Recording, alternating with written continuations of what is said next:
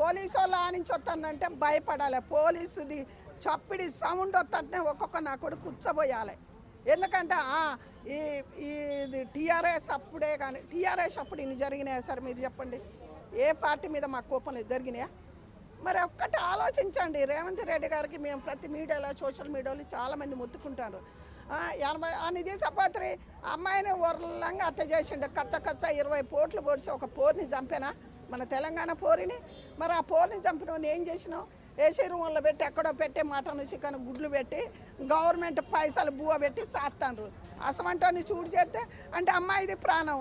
మరి అమ్మాయిదే ప్రాణంగా వాడినే కాపాడుకుంటానుగా అమ్మాయి ప్రాణం కాదా? ఆ తల్లిదండ్రికి న్యాయం చేయాలా వద్దా? మరి కాంగ్రెస్ వాళ్ళు ఏం చేస్తారు? ఏడ ఉన్నారు? రేవంత్ రెడ్డి గారు ఒక్కసారి ఓ మంత్రి నువ్వే, అన్ని మంత్రులు నువ్వే తీసుకున్నప్పుడు దేశానికి న్యాయం చేయాలి రేవంత్ రెడ్డి గారు. ఎందుకంటే హత్యలు జరగకుండా ఆపండి. ఎందుకంటే ప్రతి ఒక్కళ్ళు కోరుకునేది అంతే. 80 ఏళ్ళ ముసలిదానికి కూడా రక్షణ లేకుండా పోయింది. అవునా కాదా? చిన్న పిల్లల్ని బయటకు వదిలిపెడతానని కూడా భయపడుకుంటూ బతుకుతారు మీరు వచ్చిన కాంచి. ఏంటి ఇదంతా? మరి అదంతా పోలీసు వాళ్ళకు కూడా ఓ మంత్రిగా ఉన్నప్పుడు పైనుంచి ఆర్డర్ ఇస్తేనే ఎవరైనా చేస్తారు.